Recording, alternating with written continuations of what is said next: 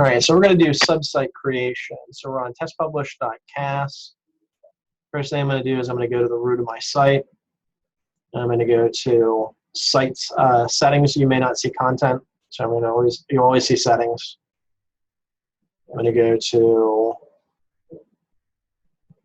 site contents, bottom left.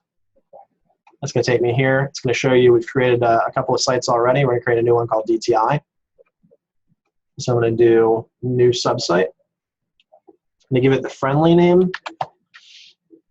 And then I'm going to always call it the friendly name in lowercase. If there's spaces in the friendly name, change them to dashes. And I'm going to add dash sub dash site here. It is a publishing site. It is going to use the same permissions as the parent, and it's going to use the same navigations as the parent. Even if you think these should be different, leave them like this to start.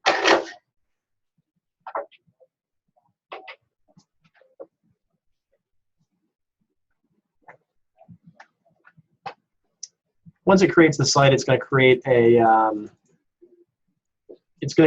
a default homepage that is broken, and we are going to fix that.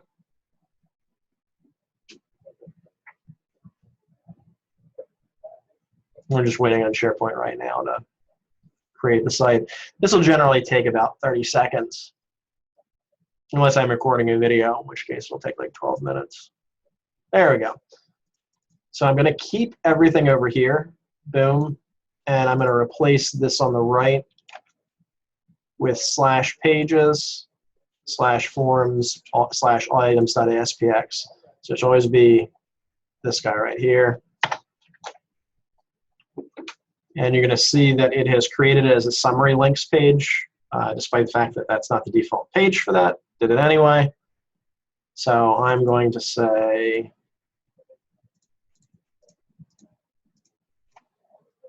Files tab, New Documents drop-down page.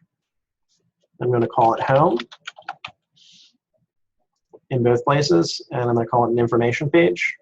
Not a sitemap, but an information page.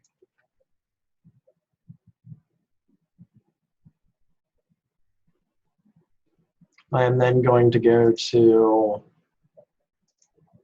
Site Settings. Over here on the right, under Look and Feel, 5 down is the welcome page. I'm going to replace the word default with the word home.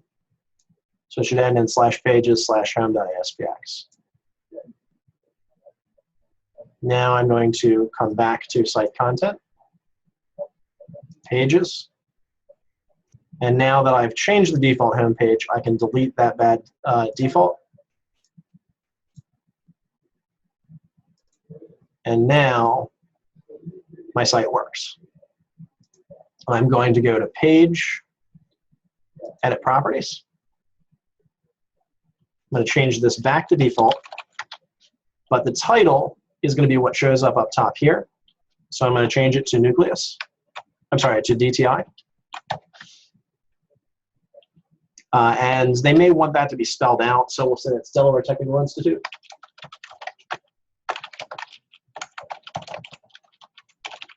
So if it's an acronym, I like to spell it out here so it shows up top. If they change their mind, this is easy to change later. Changing it in the title, and I'm also setting the headline as the same as the title.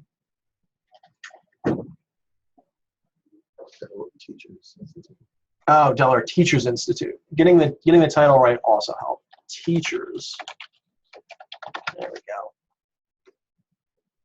I think Delaware Technical Institute might be a competitor.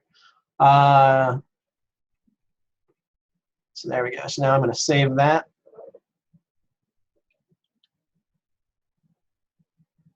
So now you see it at the top. You see it over here.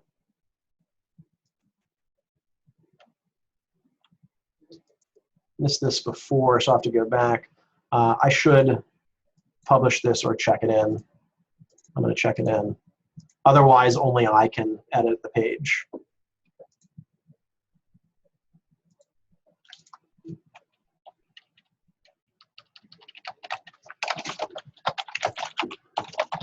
So now I've got my subsite created. You know, it exists.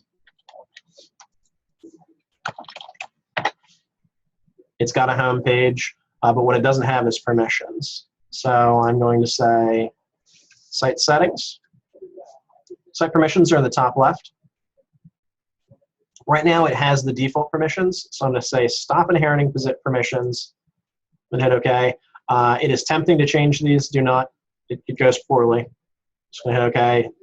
It drops me back to the root, so I've got to go site settings, site permissions again. Now I can see that all the existing groups are there, but I want to add a new group. So I'm going to create a group. I call it DTI contributors. It will always be owned by site-wide owners.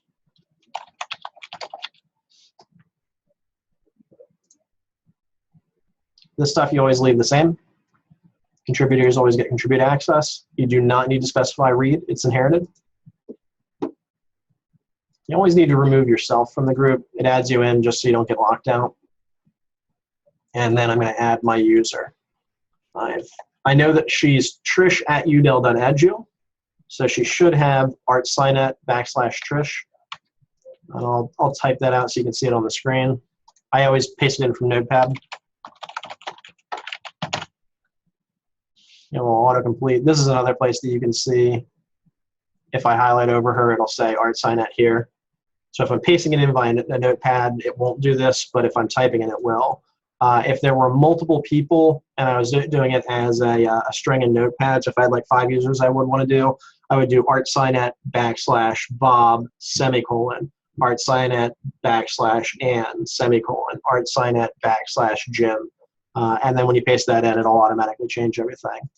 I turn off the email invitation. I don't like using it. It's not good. Now she's in the contributors group. When I go to, so I've added the contributors group. I go to site settings, site permissions. You can see that I now have the DTI contributors, which I have typoed. Errors here generally are not the end of the world. You just go to the group settings, and I can change the name. So kind of a convenient mistake to make, to say that all the stuff that we've set for this group is right here under group settings. So I go back to site settings, site permissions. I'm also going to add an approvers group. If you know the approver, you can add them right away too. So I'm going to say DTI approvers. It also is owned by site-wide owners. They can approve. Contribute is implied. Doesn't need to be specified. Taking myself out of the group. And now we have a site that is created. So I'm going to stop recording.